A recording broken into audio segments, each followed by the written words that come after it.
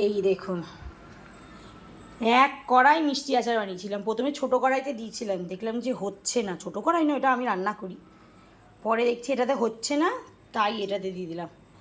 মানে কতটা মানে আচার আর আচার। আমার বাড়িতে এখন 4-5 রকমের আচার আছে।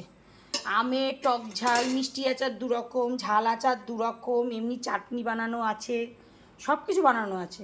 এরপরে করবো আম পোড়া। তো তোমরা কে কে ভালোবাসো এই গুড়ের আচার? এত আচার, মানে এত রান্নাবান্না করার পর ওই আচার কী করবো? আমটা কেটে রেখেছি, নষ্ট হয়ে যাবে, তো আচারটা বানাতেই হবে। তাই গুড়টা কিনে নিয়ে আসা হলো, আর এই যে আচার বানানো হলো। এবার সারা বছর ধরে শুধু আচার খাবো আর আচার খাবো। আর আমি আচার খেতে খুব ভালোবাসি। আমাদের বাড়িতে আমিই বেশি ভালোবাসি, আর আমিই রান্না করি। কে করে দেবে? কেউ করে দেওয়ার লোক নেই, সেই জন্য নিজেরটা নিজেই করে নিই। তো কে খাবে বলো? চলে এসো আমের আচার খেতে।